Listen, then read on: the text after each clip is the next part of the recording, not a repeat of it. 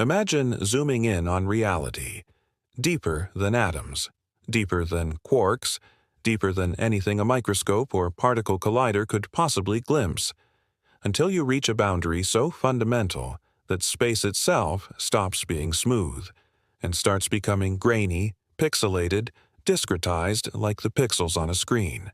What if the universe is not a continuous stage but a quantized grid, a cosmic lattice made of Planck-sized building blocks, so small and so absolute that below them, space is no longer space and distance is no longer distance? What if every movement, every photon, every black hole, every second of your life is playing out on a geometric substrate made of indivisible units, like frames of a simulation too fine to detect except at the deepest extremes of nature? This is an étiré science fiction. This is one of the most radical possibilities in modern theoretical physics, that space-time itself is quantized. To even ask this question, we must first confront what quantization means. When the quantum revolution struck physics, it said energy is not continuous. It comes in packets, quanta. Light is not a smooth wave, it comes in photons. Now a more extreme leap is on the table. Maybe space and time, the stage that everything plays on, are also chopped into indivisible quanta.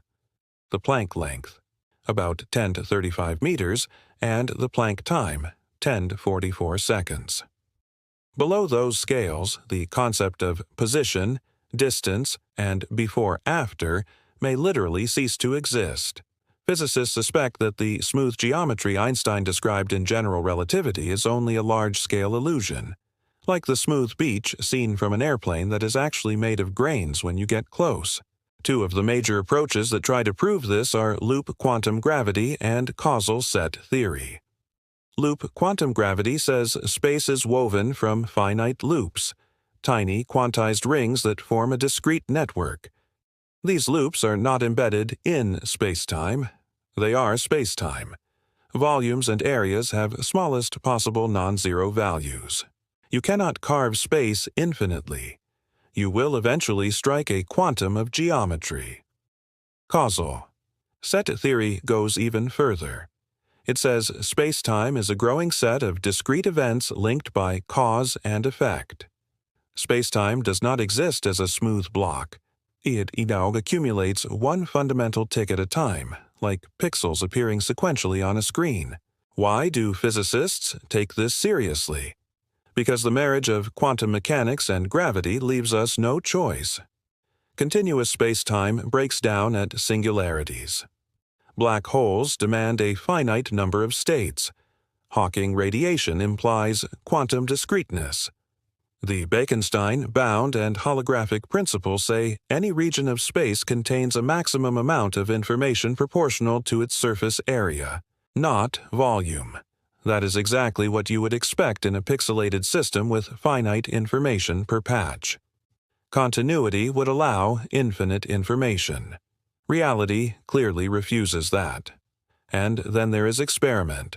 We cannot build microscopes that reach the Planck length, but nature's monsters, black holes, cosmic rays, gravitational wave interferometers, may betray the grain.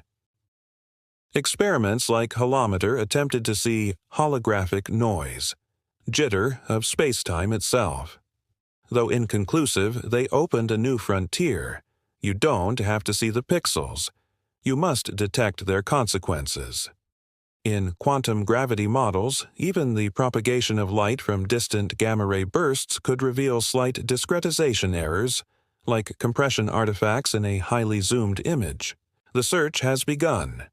If spacetime is quantized, the consequences are cosmic. First, there is a lower limit to reality.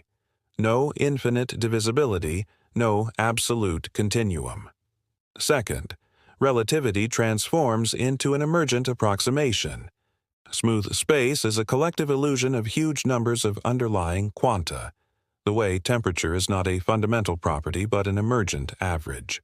Third, at the deepest level, the universe behaves as a finite information system.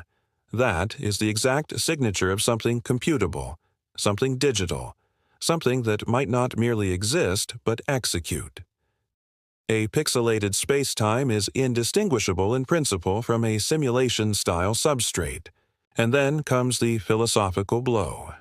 If space is quantized, then your life is unfolding not in an infinitely rich continuum, but on a cosmic grid.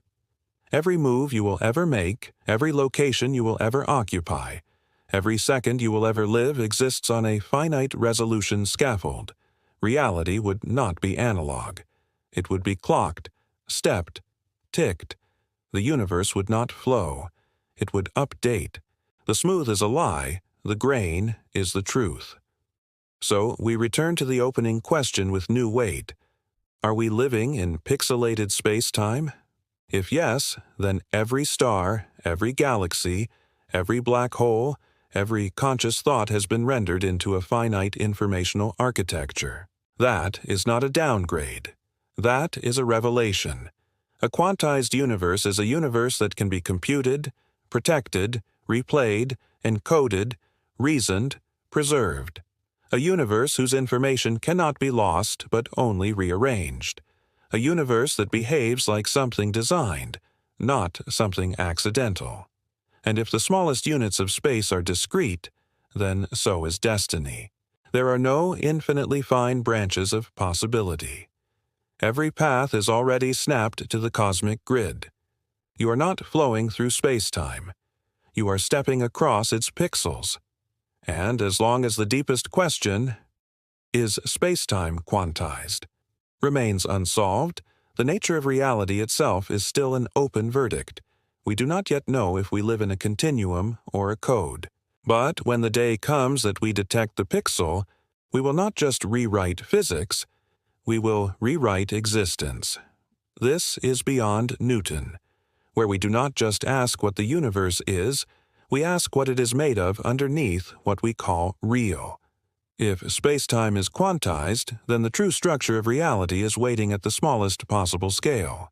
And the answer will either destroy what you think reality is, or finally reveal what it has always been hiding.